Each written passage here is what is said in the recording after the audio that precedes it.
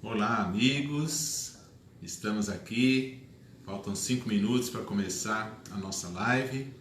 Estamos com muita alegria no coração de termos sido convidados pelo Abrão e toda a sua equipe, voltarmos a falar sobre o Evangelho, essas histórias tão bonitas. Hoje vamos conhecer uma história muito bonita, uma história linda e que vai tocar o coração de todos vocês. Até hoje, essa história toca o meu coração. Eu fico muito emocionado quando eu falo sobre o quarto rei mago. É uma história que eu gosto sempre de falar no início do ano, na época de Páscoa. Estamos na Quaresma, então logo já teremos a Páscoa, então eu sempre gosto de falar nessa época, né, sobre o quarto rei mago, para que as pessoas possam conhecer a história. Vamos falar um pouco também sobre os três reis magos. Primeiro vamos falar dos três reis magos e depois vamos sim aprofundar na história do quarto rei mago. Então é uma história cativante, quem conhece sabe que realmente é bonita, quem não conhece vai passar a conhecer e nós vamos então ganhar conhecimento juntos, tá?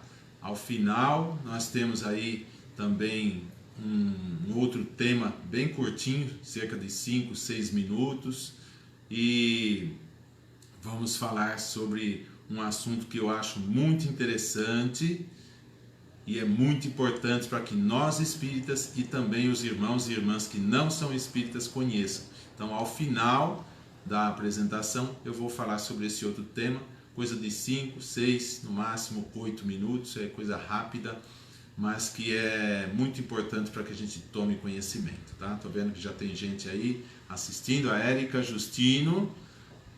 Prazer, Érica, seja bem-vinda. Espero que você goste da apresentação e depois compartilhem também. Compartilhem o vídeo, por quê? Porque é importante que o maior número de pessoas tome conhecimento dessa história tão bonita. Não para que eu fique famoso, de jeito nenhum, o intuito não é esse. Mas o intuito é que as pessoas tomem conhecimento dessas histórias que a gente vem trazendo ao longo da nossa trajetória de palestras, porque isso ajuda muito as pessoas. Agora há pouco mesmo eu estava, estou vendo a Cláudia Queiroz, o Abrão, grandes amigos.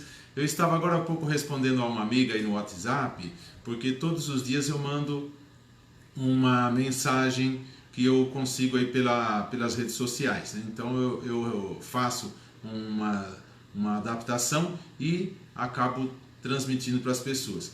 E isso tem ajudado muito, gente. Eu não esperava que o resultado fosse tão bom, tão grande.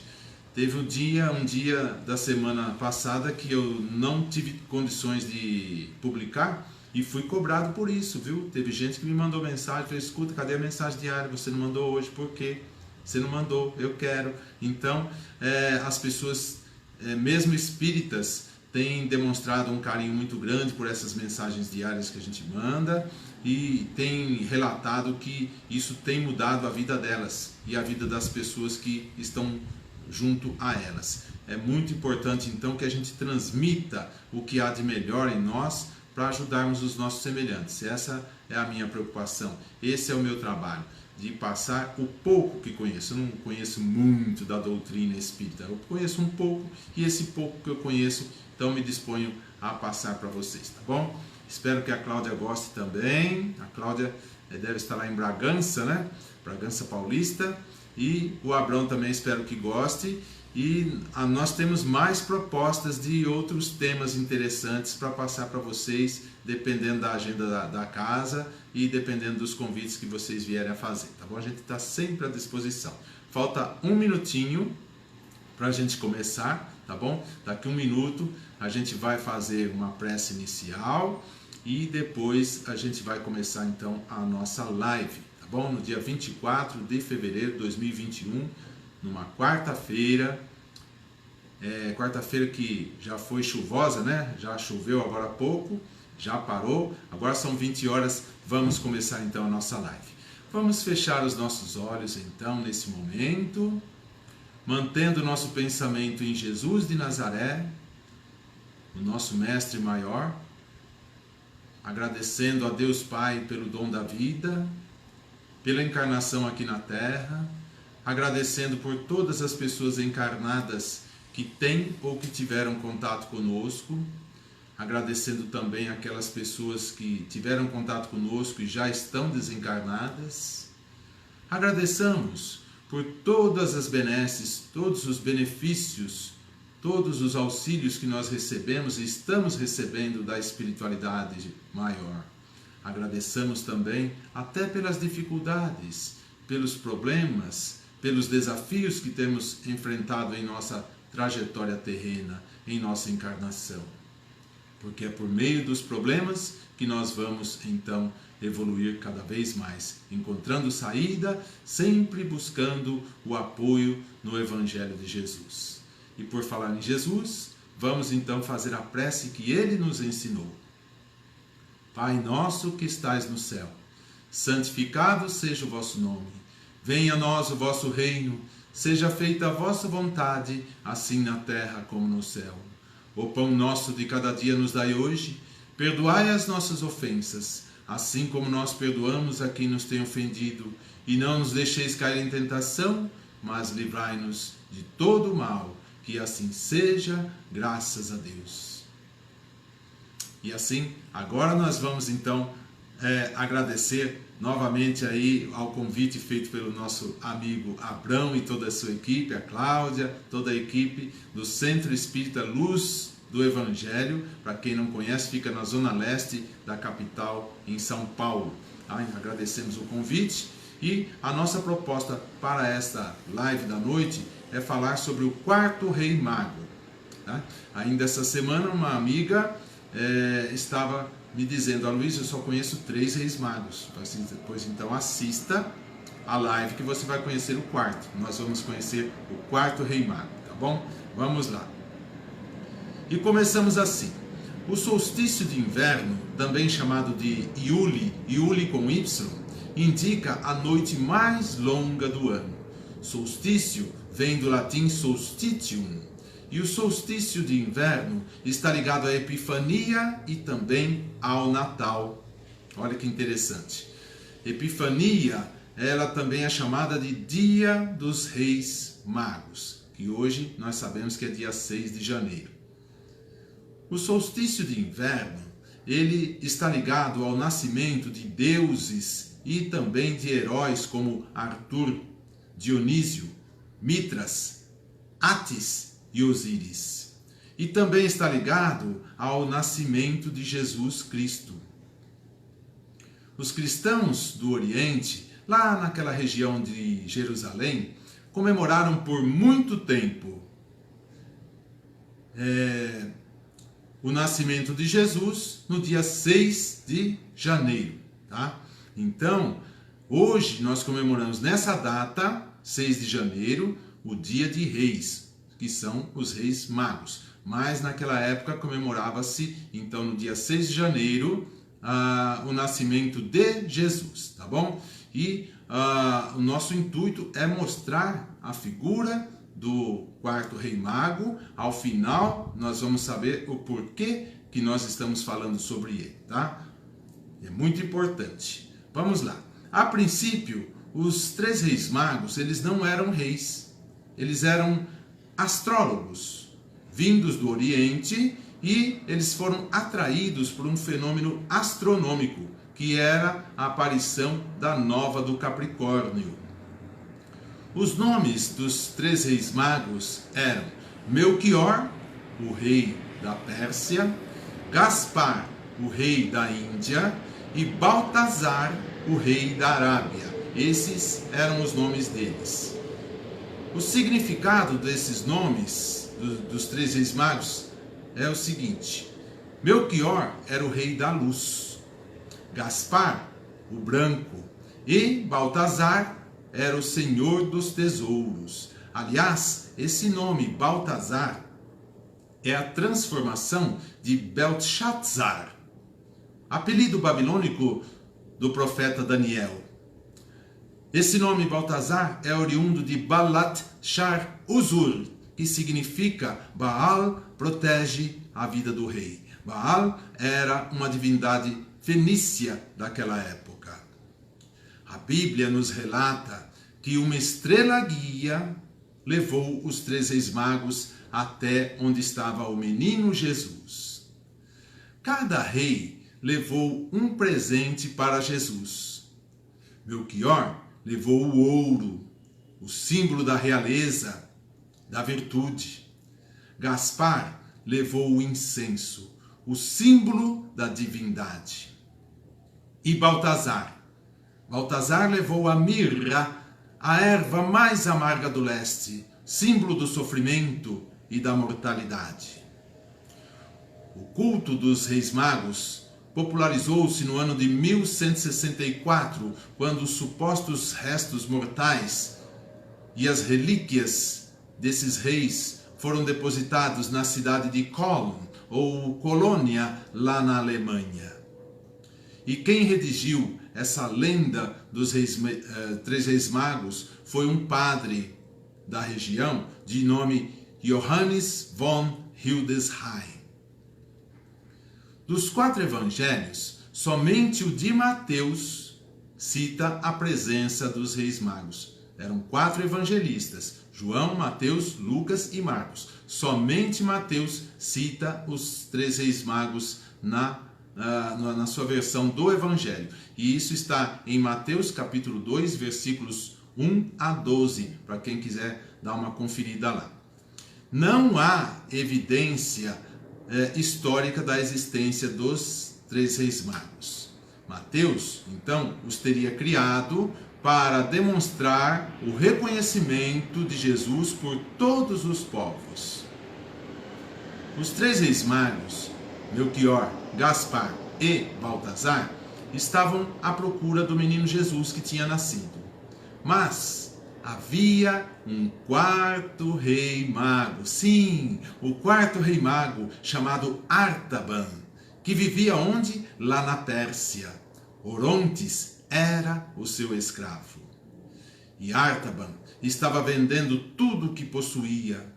E havia um questionamento muito grande das pessoas na localidade onde ele morava. Por quê? Ele não precisava vender nada, ele era oriundo de uma família muito rica, muito abastada. Não precisava vender seus pertences, mas ele estava vendendo. E por que ele estava vendendo? Porque Artaban havia feito estudos sobre os astros e descobriu, então, o nascimento de Jesus pelo aparecimento de uma estrela.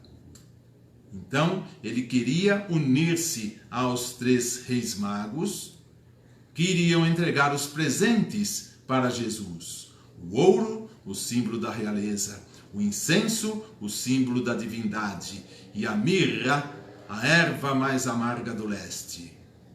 Artaban entregaria 3 pedras preciosas como presentes, 3 gemas: a safira, o rubi e a pérola. Ninguém quis segui-lo, e o seu pai então ordenou que Orontes, o escravo, o acompanhasse na busca a Jesus. Como recompensa, Orontes teria a liberdade quando voltasse com seu filho Artaban para a Pérsia. Artaban era um médico e já havia alcançado um sucesso na sua carreira profissional. Mas, mesmo assim, ele estava totalmente disposto a abandonar tudo para encontrar Jesus, porque sabia que Jesus era o Messias prometido. Enfim, a viagem começou. Orontes escrevia para o pai de Artaban para dar-lhe notícias sobre o seu filho.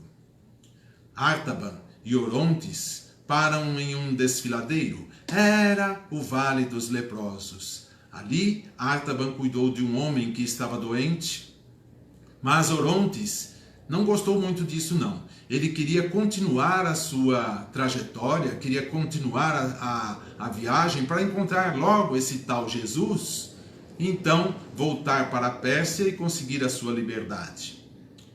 Mas Artaban permaneceu ali algum tempo cuidando daquele homem doente. E então, após a recuperação desse homem, Artaban fica sabendo que Jesus nasceria em Belém. Esse homem disse para Artaban que Jesus nasceria em Belém e não em Jerusalém, como o médico havia previsto. Olha que interessante. Foi importante para ele também essa parada, tá? Artaban deixa para o doente toda a água e todo o pão que dispunha. Então, ele entregou tudo para o doente. E quando chegam ao local onde deveria haver o encontro com os 3 reis magos, Artaban percebeu que eles já haviam partido, tinham ido embora. Mesmo assim, o médico acaba prosseguindo na sua viagem, não desistiu não. Artaban vendeu então a primeira das 3 pedras preciosas, a safira. Ele vendeu a safira para comprar camelos a fim de atravessar o deserto. Então, dos 3 presentes que ele daria para Jesus, já abriu mão de um para comprar camelos a fim de atravessar o deserto.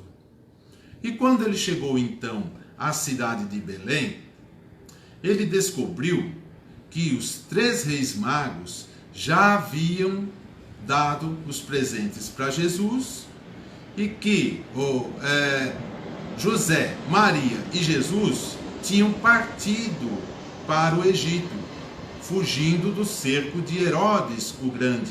Herodes, que era o rei ali da região da Judéia, e ele então ficou sabendo que o Messias prometido tinha nascido.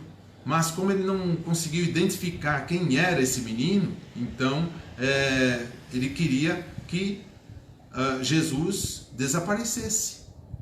Ele não queria a presença de Jesus porque tinha medo de perder o seu poder, tá? Então, por isso, ele mandou matar todas as crianças até 2 anos de idade.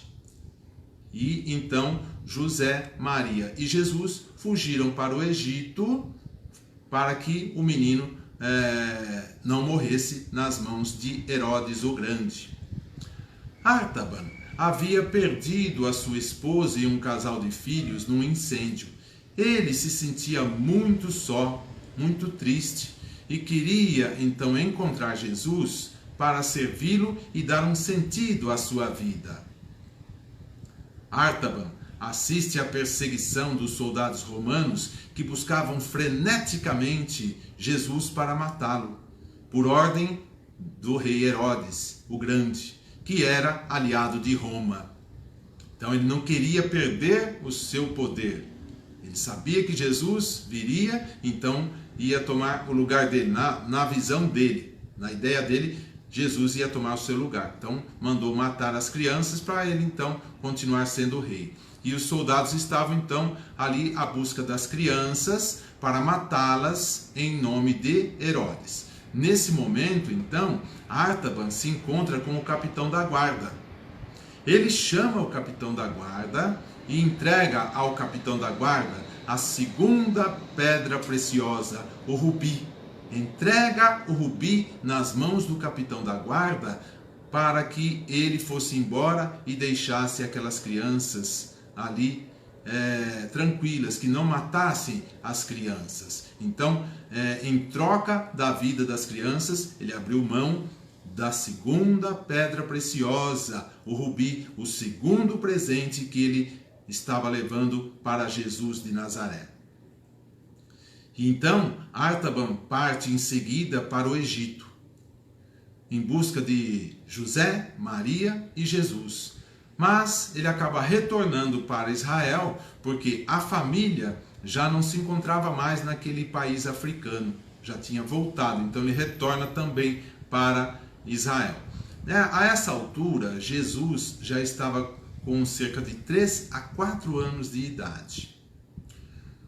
O médico Artaban descobre que Jesus não morava num palácio, mas sim entre os pobres, era uma pessoa humilde. Na viagem de volta para Israel, eles foram assaltados. Artaban e Orontes foram assaltados num desfiladeiro, num vale dos leprosos. Não aquele vale que ele havia parado, era um outro vale dos leprosos. Então eles foram assaltados e ali lhe roubaram a 3ª pedra preciosa, a pérola. O 3º presente que ele levaria para Jesus. foi roubado. Então o que aconteceu? Nesse desfiladeiro havia então ladrões e malfeitores. Como dissemos, era o Vale dos Leprosos. A líder desses doentes, desses leprosos, chamava-se Judite. E ela exigiu que Artaban cuidasse do seu filho para ter a joia de volta, porque ela soube que Artaban era médico. Então ela disse: você cuide do meu filho, cure o meu filho e eu lhe devolverei então a sua pedra preciosa. O filho de Judite estava ficando cego, então ela queria que Artaban cuidasse do menino. E Artaban cuidou não só do menino, como também cuidou de todos os doentes, de todas as pessoas que tinham a lepra. A lepra, que hoje nós conhecemos como hanseníase, era uma doença incurável na época, altamente contagiosa. Quem pegasse a lepra era questão de tempo e iria desencarnar, não tinha cura. Mas Artaban cuidou de todos eles e não tinha medo de ser contaminado. Então, depois de algum tempo, ele obteve a sua pedra de volta, a pérola. E contrariando as orientações de Orontes, o seu escravo, Artaban resolveu ficar ali no Vale dos Leprosos por um bom tempo, ficou um bom tempo lá. Orontes, como dissemos, queria prosseguir na viagem para encontrar logo Jesus, ganhar a sua liberdade, voltando para a Pérsia, que era a sua terra natal. Mas Artaban disse para Orontes: o mestre Jesus pode esperar um pouco mais. Eu vou cuidar dos doentes aqui desse vale. Orontes perdeu a conta de quanto tempo eles permaneceram ali naquele vale dos leprosos. Orontes recusava-se a colocar as mãos nos doentes, porque ele tinha medo do contágio. Mas Artaban nada temia.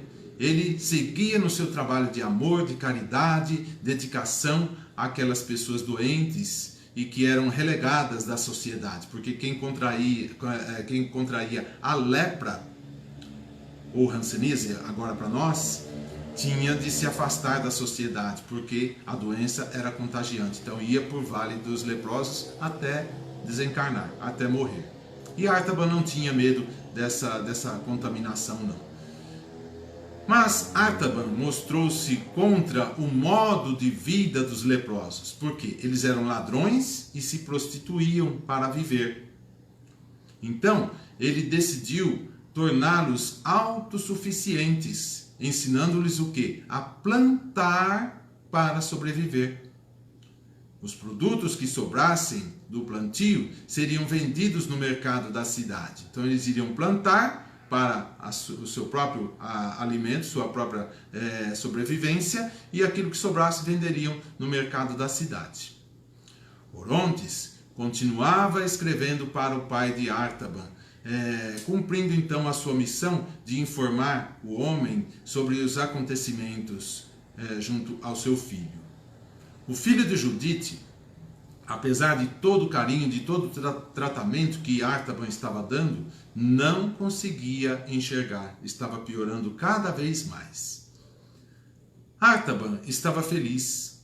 Os leprosos começavam a cultivar a terra, começavam a trabalhar honestamente, enquanto que Orontes estava cada vez mais preocupado e receoso com o contágio. Ele ficava afastado, não queria se aproximar muito dos leprosos para não pegar a lepra, não ficar doente. E os leprosos, eles rendiam bênçãos, aleluias a Deus pela colheita. Estavam muito felizes também. Orontes, a essa altura, já não tinha mais fé na sua volta para a Pérsia. Consequentemente, não tinha mais também esperança pela sua liberdade. Já havia perdido a esperança.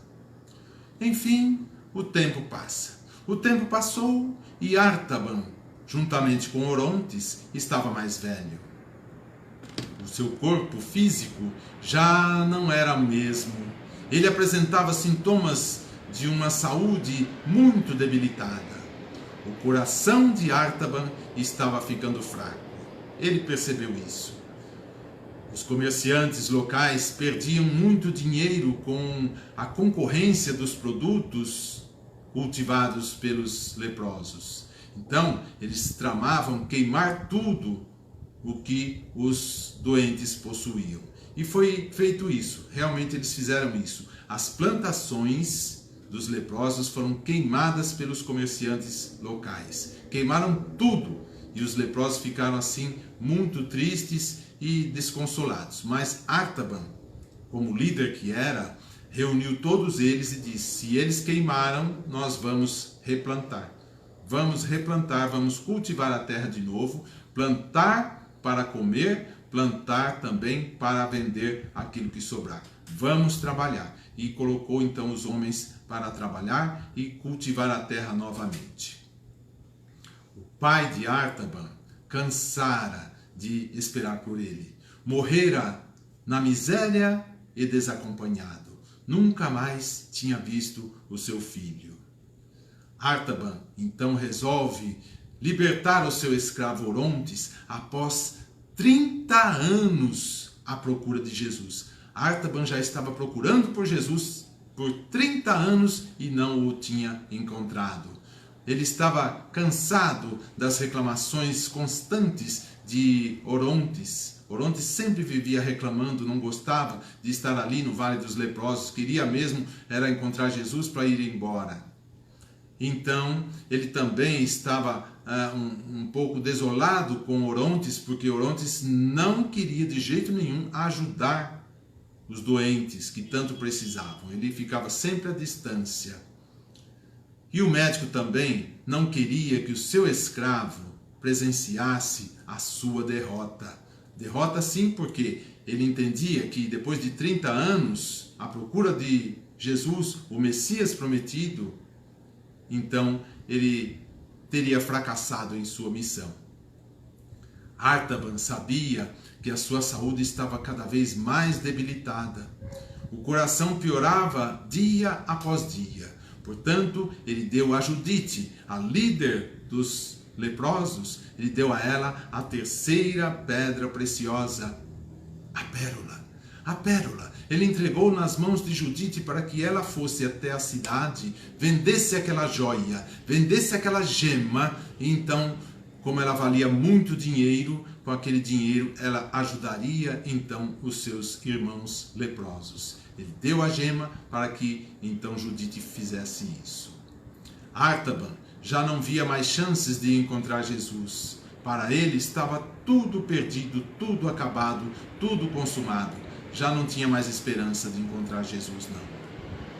Ele achava que talvez não merecesse o reino do céu, ou que talvez o reino do céu não passasse da fantasia de sua arrogância. Por isso, então, ele havia perdido todas as esperanças. E então o povo anuncia a entrada de Jesus em Jerusalém, a cidade santa. A cidade santa. Jesus adentra a essa cidade montado num burrinho. As pessoas o recebiam com folhas de palmeiras. Ele fora aclamado o Rei de Israel. Esse dia ficou conhecido como o Domingo de Ramos, que até hoje os católicos comemoram nas igrejas. O filho de Judite, agora cego, seguia a multidão em busca da cura por meio de Jesus. Ele sabia, ele ouvira falar de Jesus e tinha certeza de que o mestre de Nazaré ia curar a sua visão. Portanto, mesmo cego, ele estava seguindo a multidão para que Jesus o curasse. Orontes, a essa altura, já estava liberto, já tinha ganhado a sua liberdade. Estava lá em Jerusalém e soube então da chegada de Jesus. Então o que ele fez? Ele correu até o Vale dos Leprosos para avisar Artaban sobre a chegada de Jesus. O filho de Judite havia sido curado por Jesus. Estava enxergando novamente. Olha que beleza! A fé e o merecimento dele o levaram a essa cura por meio de Jesus. Orontes e o filho de Judite orientam Artaban a ir ao encontro de Jesus.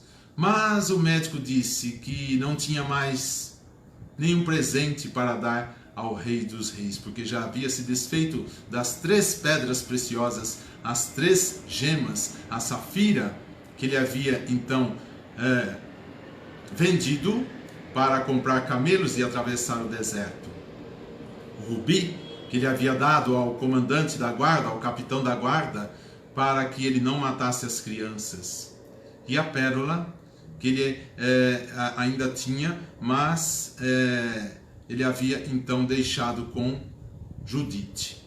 Então já não tinha mais presentes. Aí, ouvindo isso, o que a Judite fez? Ela se aproximou de Artaban e entregou a ele, devolveu a ele a pérola, o terceiro presente que ele levaria para Jesus. Ela não negociou essa joia lá no mercado da cidade, porque sabia que a busca de Artaban não havia terminado ainda. Portanto, ela não se desfez da pérola, devolveu a Artaban, que a aceitou. Artaban, então, convida Orontes para ir com ele ao encontro de Jesus em Jerusalém. Desta feita, Orontes não iria como um escravo, mas iria como um irmão, como um amigo. E Orontes foi com ele. Quando eles chegaram em Jerusalém, Jesus já havia partido. Artaban busca informações sobre o destino do mestre e foi então orientado, foi informado a procurar lá no jardim de Getsemane. E lá chegando, Artaban e Orontes encontraram-se com Simão Pedro, o apóstolo, que nega conhecer Jesus. Quando ele nega conhecer o mestre, o galo canta. O galo canta por 3 vezes e Simão Pedro acaba se arrependendo. E logo em seguida, Simão Pedro informa aos dois, Artaban e Orontes, que Jesus estava no Sinédrio e que seria levado à presença de Pôncio Pilatos, o governador romano ali na região da Judéia. Artaban e Orontes ouvem as chicotadas que Jesus estava levando lá no Sinédrio. Artaban, que já estava com seu coração um tanto enfraquecido, passa mal e cai desfalecido. Judite foi chamada para cuidar de Artaban. Orontes acaba informando seu mestre que Jesus seria levado à crucificação. Sim, porque cabia a Pôncio Pilatos, o governador romano ali na Judéia, decidir sobre a soltura ou a condenação de Jesus. Na interrogação, no interrogatório que ele fez com Jesus, ele chegou à conclusão que Jesus não tinha feito nada de ruim para ninguém. Não era um malfeitor, não merecia ser crucificado. Mas Pôncio Pilatos estava sendo muito cobrado, havia uma pressão muito grande por parte dos fariseus, dos saduceus, dos escribas, dos doutores da lei, dos sacerdotes do templo de Jerusalém. E havia uma cobrança muito grande, uma pressão muito grande em cima de Pilatos, para que ele condenasse Jesus. Então Pilatos, sabendo que Jesus era inocente, ele então se lembrou de uma lei romana. Os romanos costumavam soltar um preso no dia de Páscoa, na comemoração da Páscoa. Era como um indulto que hoje nós temos. Então ele se lembrou de Barrabás. Barrabás era um judeu que havia inclusive assassinado um soldado romano porque ele não concordava com o jugo romano ali na região da Judéia. Portanto, ele assassinou um soldado romano e era um ladrão também. Assaltava as caravanas. Mas, para os judeus, Barrabás era tido como um herói. Por quê? Justamente pelo fato de ter matado um soldado romano. Então, a ideia de Pôncio Pilatos foi a seguinte: eu apresento Jesus e Barrabás, para que o povo decida entre um e outro. Tenho certeza de que o povo vai escolher Jesus, porque Jesus só fez o bem para as pessoas. Então, vai ser tranquilo. Só que, quando ele apresentou os dois diante do povo, esses homens que não gostavam de Jesus, os escribas, os sacerdotes, os doutores da lei, os saduceus, os fariseus, eles insuflaram ali no meio do povo para que eles gritassem: soltem Barrabás, solte Barrabás, solte Barrabás. Então o povo foi gritando, gritando, gritando, e então Pôncio Pilatos não viu outro jeito senão soltar Barrabás e condenar Jesus à crucificação. Por falar em Barrabás, esse é o tema de uma outra palestra que nós temos também, uma história muito interessante e que eu deixo aí a critério do Abrão, de toda a sua equipe, a Cláudia, para que numa próxima vez a gente possa contar a história de Barrabás também. Tendo espaço na agenda de vocês, a gente se coloca à disposição para falarmos sobre Barrabás, uma história muito interessante também. Vamos lá. Então, Artaban acha que ele poderia evitar a crucificação de Jesus comprando a liberdade do mestre, com a pérola que ele ainda carregava consigo. Artaban vai acompanhando todo o calvário de Jesus, mas ele acaba passando mal. Tem um outro ataque do coração e acaba caindo desfalecido. E então ele ficou ali desacordado. Quando ele conseguiu retomar a sua condição, acabou se levantando, Jesus já estava crucificado. Estava entre os dois ladrões, um deles chamado Dimas. E nesse instante, Artaban vê o corpo de Tigranes. Tigranes, que era um grande amigo seu, estava morto. O corpo estava sendo levado pelos soldados da guarda. E logo na sequência, ele vê o capitão da guarda levando Shamir, a filha de Tigranes, que estava sendo levada por eles para pagar as dívidas do pai. Shamir, uma moça de uns 14, 15, no máximo 16 anos, uma moça muito bonita, linda, linda, linda, estava sendo levada pelos soldados romanos para ser vendida como escrava para pagar as dívidas do pai Tigranes. Então, Artaban, nesse momento, o que ele fez? Ele olhou para Shamir, a moça que estava sendo levada para ser vendida como escrava. Estava chorando, a coitada, estava ali em desespero. Olhou para Jesus, que estava pregado na cruz entre dois ladrões. E ele não tem um pingo de dúvida. O que ele faz? Chama o capitão da guarda e entrega a ele a terceira pedra preciosa. Entrega a ele a pérola para comprar a liberdade de Shamir. O capitão aceita e solta Shamir. Shamir, então, agradece muito a Artaban e vai-se embora. Nesse momento, Artaban não tinha mais nenhum presente para Jesus. Havia se desfeito das 3 pedras preciosas. Então, Artaban, nesse momento, ouve Jesus dizer na cruz: meu Deus, por que me desamparaste? Aqui eu faço uma pausa na nossa live, no tema, para contar algo pessoal que aconteceu há algum tempo, já tem algum tempo. Eu, desde pequeno, sempre fui muito curioso de saber como é que as coisas funcionavam. Então, até hoje eu tenho esse instinto de curiosidade. E, então, assistindo ao filme Jesus de Nazaré, de Franco Zeffirelli, estrelado por Robert Powell, na época em videocassete, chegou nessa época, nesse momento em que Jesus fala: meu Deus, por que me desamparaste? Eu parei a fita e anotei num papel essa frase. Por quê? Eu não entendia como Jesus, que veio ensinar o amor, a caridade, o perdão das ofensas, a humildade, como é que ele podia estar dizendo uma frase dessa? Dava a impressão de que Jesus estava se revoltando contra a sua situação, contra a crucificação, estava brigando com Deus por causa disso. E eu não entendia essa situação. O que eu fiz? Anotei no papel e deixei na minha carteira. Por quê? A minha ideia era perguntar para o Dr. Reinaldo Leite. Dr. Reinaldo Leite já desencarnou no dia 11 de maio de 2004, um dos maiores oradores espíritas que eu conheci aqui em São Paulo. E eu ia perguntar para ele, por que dessa passagem de Jesus?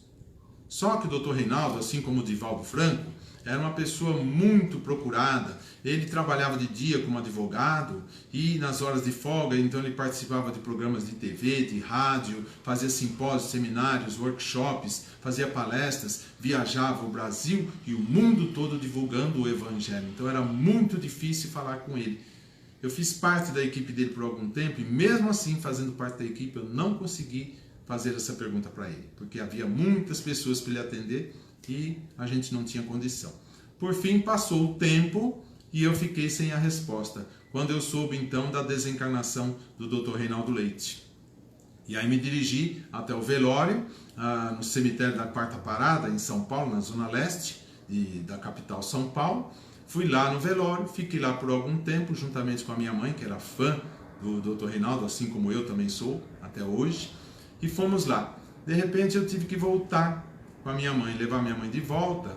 E quando eu fui com a minha mãe de carro, eu estava ouvindo o rádio do carro na emissora Boa Nova de Guarulhos, da cidade de Guarulhos. É uma emissora espírita. E aí quando estava voltando para casa, eu fiz menção de trocar a emissora. Vamos colocar no FM para ouvir uma música. Mas aí houve uma intuição, uma coisa que me disse aqui no meu ouvido, deixa mais um pouco. Ouça a Rádio Boa Nova mais um pouquinho. E eu deixei. E para minha surpresa, gente, os dois locutores que estavam fazendo o programa estavam falando justamente dessa passagem de Jesus, quando ele disse na cruz, meu Deus, por que me desamparaste? Eles estavam explicando que Jesus não estava revoltado com Deus, não estava praguejando, não estava reclamando coisa nenhuma. Ele estava apenas e tão somente recitando o Salmo 22 de Davi. E eu, como muito curioso, cheguei em casa, a primeira coisa que eu fiz foi pegar a Bíblia e lá no capítulo, no versículo de Davi, né? Então, fui lá e vi no Salmo 22, começa justamente com essa frase, meu Deus, por que me desamparaste? E aí eu li o Salmo todo, e nesse Salmo, Davi conta toda a trajetória, o martírio que o Messias iria passar. Então, eu não tenho dúvida nenhuma que o Dr. Reinaldo mesmo, desencarnado, acabou me intuindo para que eu continuasse ouvindo a Rádio Boa Nova e tivesse a resposta há tantos anos guardada comigo para entender essa passagem de Jesus. Então, eu passo agora para vocês essa minha experiência. Agora, voltando aqui ao nosso tema, depois de ter dito essa frase, meu Deus, por que me desamparaste? Jesus diz o seguinte, Pai, em tuas mãos eu entrego o meu espírito. E Jesus então acaba desencarnando. Orontes e Judite estavam levando Artaban. Eu estou olhando para Jesus aqui atrás de mim. Estavam então levando Artaban de volta para a colônia dos leprosos. Mas como ele estava com o coração muito fraco, ele pediu para parar um pouco. No meio do caminho ele pediu para parar para descansar. E eles pararam. Mas Artaban tem um novo ataque do coração. Passa mal e ali acaba meio que desfalecendo. Orontes ficou ali dando todo o suporte para ele, toda a ajuda para ele, enquanto que Judite foi correndo em busca de água. Artaban, nesse momento, entra em êxtase. E ele então vê Jesus atrás de Orontes. Ele vê Jesus atrás de Orontes e diz, meu Senhor está vivo. Ah, mestre, eu procurei tanto. Eu tinha presentes para dar, mas agora nada tenho. E Jesus respondeu-lhe, Artaban, já me deste os teus presentes. E Artaban então disse, eu não compreendo, mestre. Jesus então explica, Quando tive fome, me deste o que comer. Quando tive sede, me deste o que beber. Quando eu estava nu, me vestiste. Quando eu estava desabrigado, me acolheste. E Artaban então argumenta: não, meu Salvador, eu não o vi com fome nem com sede. Eu não o vesti, eu não o acolhi em minha casa, não o tinha visto até agora. E Jesus então diz: quando fizeste coisas pelo menor dos meus irmãos, fizeste por mim. Jesus se afasta lentamente, vai se afastando, sua imagem vai desvanecendo e acaba então sumindo. Artaban então volta-se para Orontes e diz: Orontes, você viu? Você viu, Orontes? Nós encontramos o rei e ele aceitou todos os meus presentes. Estava feliz. Artaban tomba sua cabeça para o lado. Judite chega correndo com a água, mas já era tarde demais. O médico Artaban acabara de desencarnar, tinha morrido. Orontes diz a Judite que iria enterrá-lo próximo da tumba onde estava Jesus.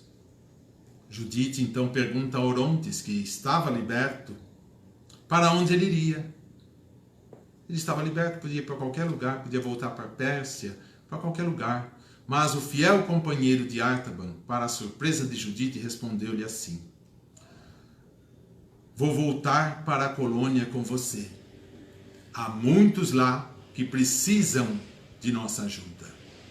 E assim termina a história do quarto rei mago, uma história que eu amo, eu sinto muita emoção quando eu falo de Artaban, falo do quarto rei mago, uma história muito bonita. E dessa história nós podemos tirar pelo menos duas lições. Primeiro, a reforma íntima praticada por Orontes, o escravo, porque desde o início ele estava interessado somente em si, era egoísta, só queria saber da sua liberdade, queria encontrar Jesus para conseguir a sua liberdade e voltar para a Pérsia e gozar a sua vida como liberto. Não pensava nos outros, negou-se a ajudar os leprosos, mas ao final, então ele compreendeu os ensinos do seu mestre Artaban e então colocou em prática.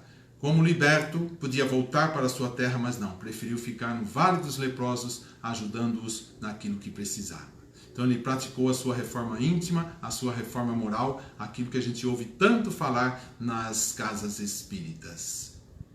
A segunda lição que nós podemos tirar dessa história: o amor, a persistência, a caridade e o desapego aos bens materiais por parte de Artaban, porque nós vimos que Artaban era um médico de uma família abastada, uma família muito rica, não precisava de dinheiro, e ele abandonou tudo para buscar Jesus, sabendo que Jesus era o Messias prometido. E nessa busca de 30 anos, ele acabou praticando a caridade para muita gente, abrindo mão da sua própria juventude e da sua saúde. E então nós temos essas duas lições que podemos tirar dessa história tão linda que nós acabamos de conhecer. Espero que vocês todos tenham gostado dessa história. E, na verdade, essa história é um livro.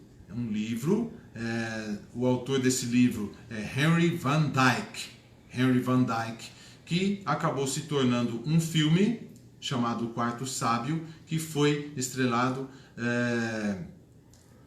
pelo ator, eu não me lembro o nome agora, é o Martin Sheen, tá? E é um filme de Michael Ray Rhodes, tá bom?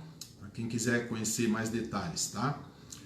Bom, eu disse no começo que ao término da nossa live eu ia falar uns 5 minutos a mais, ainda temos aí acho que uns 5 minutos, para falar sobre um outro tema que eu acho muito importante. Espiritismo ou kardecismo? Aqui uma pergunta. Qual o termo que eu devo usar? Espiritismo ou kardecismo? Eu acho importante porque eu vejo muitos espíritas usando o termo kardecismo, até dirigentes espíritas falando. Então, assim como o Divaldo Franco já nos ensinou, o Dr. Reinaldo Leite, que também desencarnou, também nos passava isso, e eu também me vejo na obrigação de passar isso para vocês, tá bom? E diz assim: os adeptos do Espiritismo serão os espíritas ou espiritistas. Onde está isso? No Livro dos Espíritos, na introdução, item 1. Então, Kardec nos chama de espíritas ou espiritistas, e não de kardecistas. É muito comum nós ouvirmos as pessoas usarem esse termo kardecismo e kardecista, e se perguntarmos para ela por que elas usam essas palavras, normalmente vai se ouvir o seguinte, que é para diferenciar de doutrinas como a Umbanda, Quimbanda, o Candomblé. Nada temos contra essas doutrinas religiosas. Eu mesmo tenho muitos amigos na Umbanda e no Candomblé. Pessoas que eu troco ideias todos os dias, a gente troca inclusive conhecimentos. E na Quimbanda, que eu saiba, não tem ninguém conhecido. Mas nós espíritas, temos um respeito muito grande pelas outras religiões. Mas a Umbanda, a Quimbanda e o Candomblé são sincretismos afro-brasileiros e não podemos então chamar de espiritismo, porque na doutrina espírita nós estudamos as obras codificadas por Allan Kardec. Um pouquinho de aula de português aqui. Na norma gramatical brasileira, nós temos o sufixo ismo. O que é o sufixo? É aquela partezinha final da palavra, tá? O ismo vem do latim ismos ou do grego ismos, e é um sufixo formador de substantivos abstratos, como o alcoolismo e também o liberalismo. E temos também o sufixo ista, que designa o partidário de uma doutrina ou modo de pensar, como positivista, budista e assim por diante. Com o sufixo ismo, nós podemos formar nomes de religião, doutrinas filosóficas ou sistemas políticos, como o budismo, o kantismo com K e o comunismo. E também temos o druidismo, que é a religião dos druidas, Kardec era druida, numa outra encarnação, e o espiritismo, a doutrina dos espíritas. Olha, espiritismo, a doutrina dos espíritas, tá bom? Portanto, usar o termo kardecismo não está correto, porque significaria o quê? A doutrina de Kardec, enquanto que kardecista seria o seguidor dessa doutrina. Mas a doutrina espírita, nós sabemos que ela foi codificada por Kardec, tá?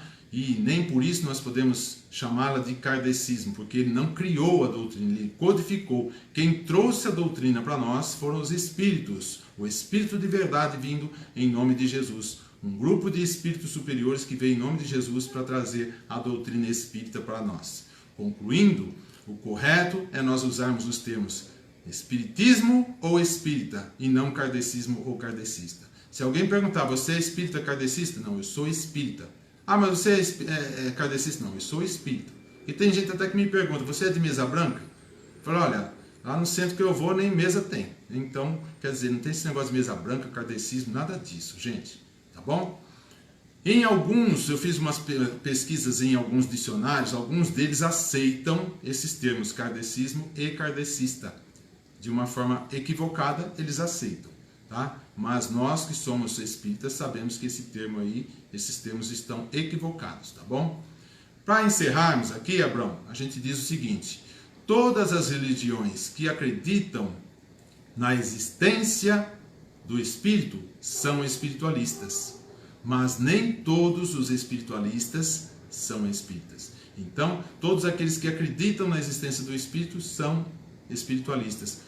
Nós, espíritas, os umbandistas, os quimbandistas, candomblecistas, os budistas, os católicos, os protestantes, todos somos espiritualistas, mas nem todos os espiritualistas são espíritas. Isso não quer dizer que nós, espíritas, sejamos melhores que ninguém, de forma alguma. De forma alguma. Somos todos filhos do mesmo Pai, tá bom? Então, encerramos aqui a nossa live. Que Jesus abençoe todos vocês, esse que está aqui atrás de mim, abençoe todos vocês. Obrigado pela atenção, estou vendo aí as mensagens que vocês estão mandando, né? Não dá para a gente responder de imediato, mas depois eu vou responder para vocês, tá bom? Então, muito obrigado pela atenção. Quem quiser contato comigo, gente, nas redes sociais, no YouTube e no Facebook, é só digitar meu nome, Aloysio Rocha, Aloysio com U e com S, tá? E no Instagram é só digitar Aloysio R-O-C-K, Aloysio com U e com S, R-O-C-K, Aloysio Rock. Por que rock? Porque eu sou fã do rei do rock and roll. Então, antes de começarmos a nossa live, eu estava conversando com o Abrão sobre a palestra que nós fizemos lá no Luz do Evangelho, Jesus de Nazaré e Elvis Presley. Sou tão fã que eu consegui montar e consegui juntar Jesus com Elvis Presley para apresentar nas casas espíritas, tá bom? Então, querendo amizade comigo, mandem uma mensagem dizendo que vocês assistiram a essa live para que eu possa identificá-los e a gente então trocar figurinhas juntos e ganharmos conhecimento também, tá? Então, obrigado pela atenção mais uma vez, que vocês tenham uma excelente noite. Vamos agora então fechar os nossos olhos, vamos respirando fundo, vamos mantendo a figura de Jesus em nossa mente, agradecendo ao Pai Celestial por esse momento tão belo que estamos tendo, pelo conhecimento que todos nós estamos adquirindo, por essa doutrina maravilhosa que nos une em torno do Evangelho, agradecendo também a Jesus de Nazaré pela bondade, pelo amor que tem a nós, a Maria Santíssima, aos mentores espirituais da Casa Luz do Evangelho. Agradeçamos por tudo.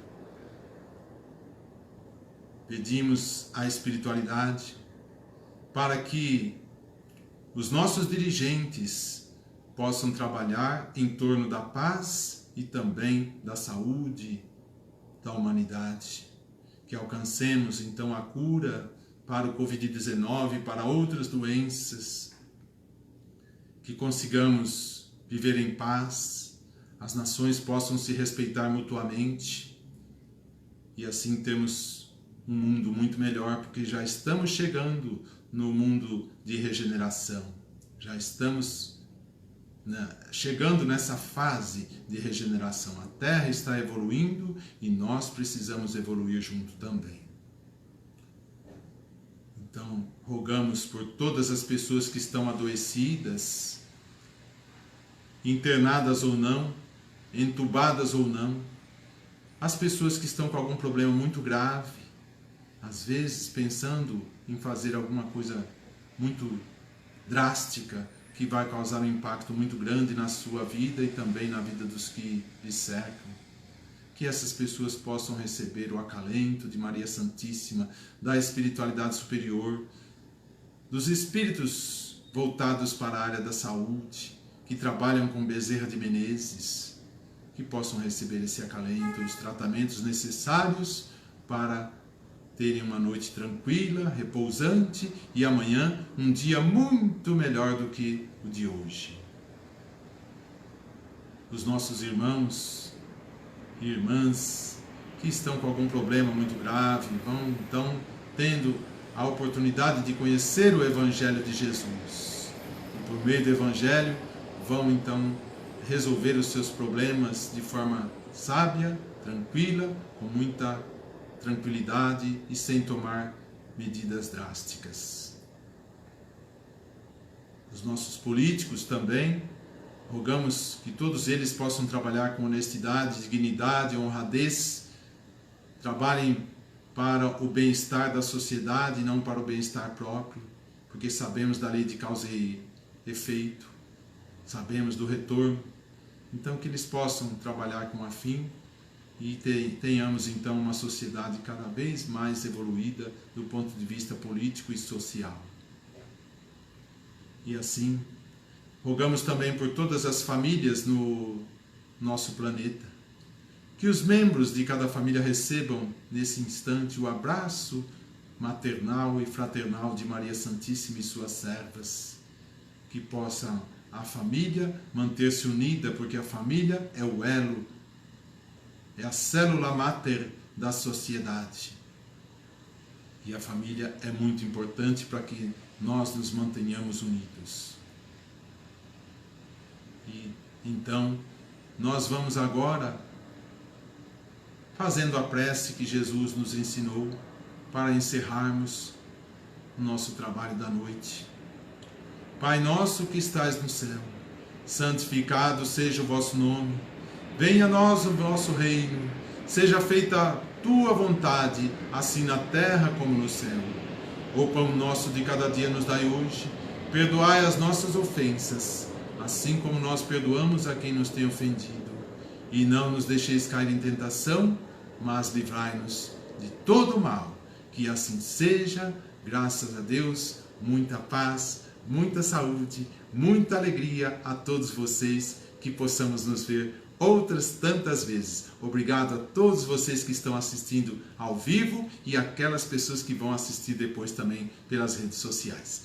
Muito obrigado, que Deus abençoe todos vocês.